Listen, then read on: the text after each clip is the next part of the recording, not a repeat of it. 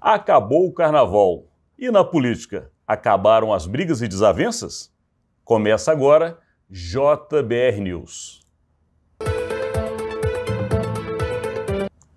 O carnaval terminou, a gente sabe que no Brasil tem uma máxima, não oficial, mas muito característica do nosso povo, que é dizer que o ano no Brasil começa de fato quando termina o carnaval. Portanto, Rodolfo, hoje é 1º de janeiro de 2023 e o país... Feliz Ano Novo. Feliz Ano Novo. E o país tem que seguir, mas não com as políticas anteriores. E parece que a gente conseguiu ver, infelizmente, devido a uma tragédia, devido a uma catástrofe, devido a situações que nenhum dos lados da política gostaria de viver. Mas, de alguma maneira, isso acabou unindo dois lados opostos, né, Rodolfo?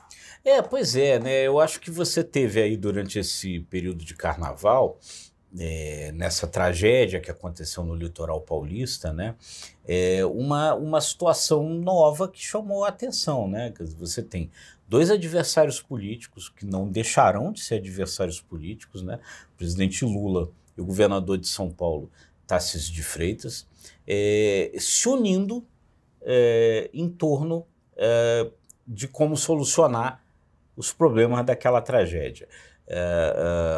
Então, várias vezes apareceram juntos, deram entrevistas juntos, trabalharam em conjunto para tentar minimizar os efeitos da tragédia, o que é, né, uma grande novidade com relação ao que vinha acontecendo nos últimos tempos. A gente vai lembrar que na pandemia da Covid-19, uma tragédia sanitária mundial, o governador de São Paulo fabricava vacina, né, a Coronavac. No caso, João Dória. O governador João Dória, na época, né, fabricava vacina, a Coronavac, e o presidente Jair Bolsonaro não conversava com ele porque considerava que ele era um adversário. Quer dizer, houve uma mudança clara aí de comportamento. Né?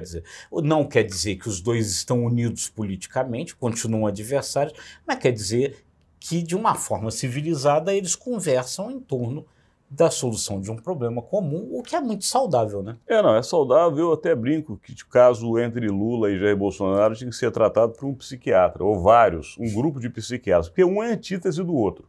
E parece que um fica o tempo todo alimentando ou retroalimentando o outro. O que a gente pôde ver nessa infeliz tragédia é que os lados opostos da política podem trabalhar em conjunto. Então o Tarcísio de Freitas é considerado hoje um dos nomes, a gente na política sabe que é difícil fazer qualquer tipo de previsão, ainda mais com tanto tempo, mas é um dos nomes que tenta pegar esse legado chamado de direita, que é justamente o eleitorado que elegeu Bolsonaro, né? E o Lula, por outro lado, até por uma questão de idade, tudo indica que lançará um outro candidato. Então, de alguma maneira, é uma forma civilizada, até que lá na frente os dois lados batam chapa, como a gente fala, e vão disputar uma eleição, mas de uma maneira não tão agressiva como a gente viu. Claro, vão continuar adversários, ninguém se iluda com relação a isso. Na política, nas eleições, estarão em campos opostos, mas diante de um problema comum que precisa ser resolvido, um presidente da República, outro governador de São Paulo, e o problema precisa dos dois, né, para ser solucionados. Há ações que são federais, há ações que são estaduais, outras que são municipais. Precisa haver essa conversa, esse diálogo entre eles, né? E uma coisa que eu achei interessante, Rodolfo, muitas vezes o político ele usa desses momentos por uma certa pirotecnia. Ele gosta de aparecer mais do que o problema ou o fato. E nós vimos justamente o contrário.